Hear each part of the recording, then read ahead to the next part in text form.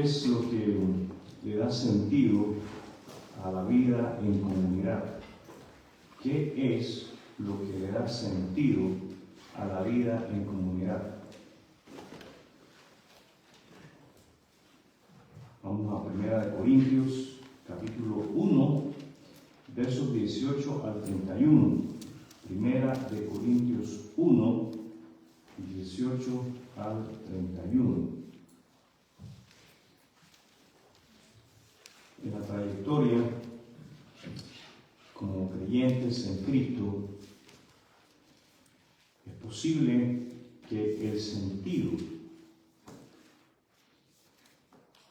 de la vida en comunidad se pierda. Pablo nos enseña cómo es que nosotros podemos mantener ese sentido de vida en comunidad. Vamos a hacer lectura de los versos 18 al 31, ahí en 1 Corintios capítulo 1. Leemos en el verso 18. El mensaje de la cruz es una ridiculez para los que van rumbo a la destrucción.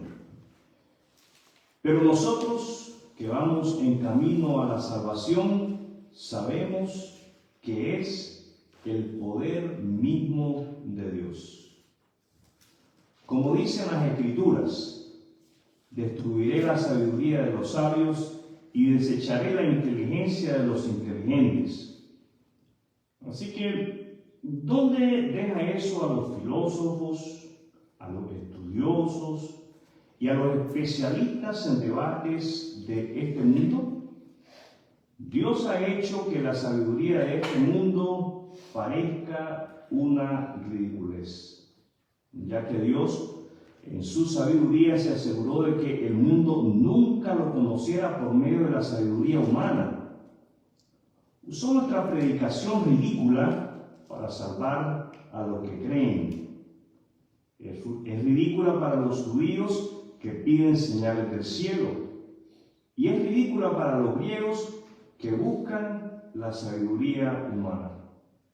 Entonces, cuando predicamos que Cristo fue crucificado, los judíos se ofenden y los gentiles dicen que son puras tonterías. Sin embargo, para los que Dios llamó a la salvación, tanto judíos como gentiles, Cristo es el poder de Dios y la sabiduría de Dios. Ese plan ridículo de Dios es más sabio que el más sabio de los planes humanos, y la debilidad de Dios es más fuerte que la mayor fuerza humana. Recuerden, amados hermanos, que pocos de ustedes eran sabios a los ojos del mundo, o poderosos o ricos cuando Dios los llamó. En cambio, Dios eligió lo que el mundo considera ridículo para avergonzar a los que se creen sabios, y escogió cosas que no tienen poder para avergonzar a los poderosos. Dios escogió lo despreciado por el mundo, lo que se considera como nada, y lo usó para convertir en nada lo que el mundo considera importante. Como resultado, nadie puede jamás jactarse en presencia de Dios. Dios los ha unido a ustedes con Cristo Jesús. Dios hizo que Él fuera la sabiduría misma para nuestro beneficio. Cristo nos hizo justos ante Dios, nos hizo puros y santos y nos liberó del pecado. Por lo tanto, como dicen las Escrituras, si alguien quiere jactarse, que se jacte solamente en el Señor. El sentido de la vida en comunidad. El sentido de la vida en comunidad. Ese es el título de lo que quiero compartir a la luz de la porción de la palabra de Dios, la cual hemos dado lectura. El sentido de la vida en comunidad. No hay duda de que perder de vista nuestro propósito de ser parte de la iglesia por la que Jesús murió nos llevará a vivir vidas estériles. Para evitar que vivamos vidas estériles, debemos hacer exactamente lo que hizo Pablo. Pablo permaneció centrado en la sencillez del Evangelio. ¿En qué permanecía Pablo sentado? En la sencillez del Evangelio. Él también se recordaba constantemente ese mensaje. Esto quiere decir que él constantemente se estaba predicando a sí mismo el mensaje sencillo, por no decir ridículo, de la cruz. Ignorar, seguir los pasos de Pablo, nos llevará a vivir indiferentes a la vida en comunidad a la que Dios nos ha llamado a vivir. Prestemos atención a tres aspectos importantes del Evangelio. Tres aspectos importantes del Evangelio. El primero, el Evangelio es un mensaje ridículo. El Evangelio es un mensaje ridículo. ¿Qué clase de mensaje es el Evangelio? Ridículo. No lo digo yo, lo dijo Pablo inspirado por el Espíritu Santo. El segundo aspecto que quisiera que apreciáramos es el poder de Dios para salvar. El poder de Dios para salvar. ¿Cuál es el segundo aspecto? El poder de Dios para salvar. Y el tercer y último aspecto es el personaje principal del Evangelio. El personaje principal del Evangelio.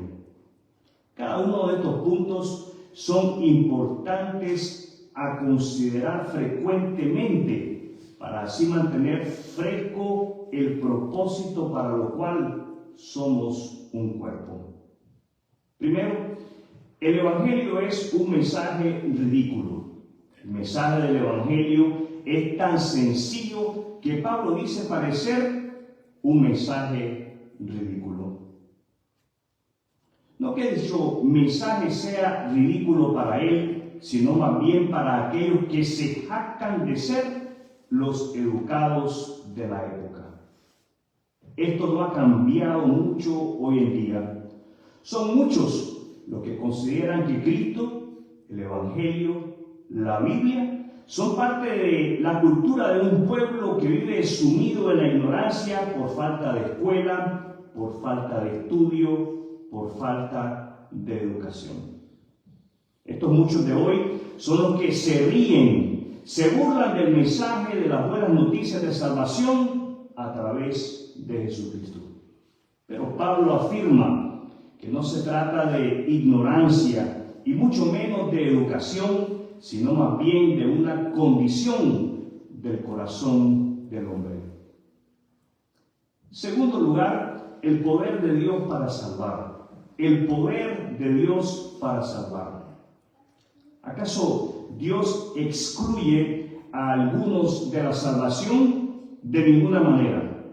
Dios llama a todos los hombres a través de la predicación del Evangelio al arrepentimiento y a la fe en Cristo. ¿A qué nos llama Dios? Al arrepentimiento y a la fe en Cristo. La exclusión del Evangelio tiene más que todo que ver con la actitud disfrazada con la que algunos pretenden justificarse para continuar con sus desenfrenos y pecados. Pablo menciona tres grupos de personas: los filósofos, aquellos que se dedican a invertir tiempo pensando en las mundanalidades de esta vida. En segundo lugar, él menciona a los estudiosos, a aquellos que se dedican a estudiar toda clase de libros, menos la Biblia. Y por último, él menciona a aquellos que se especializan en debates. No que estos sean malos, pero sí son peligrosos cuando Cristo no es el centro de dichos.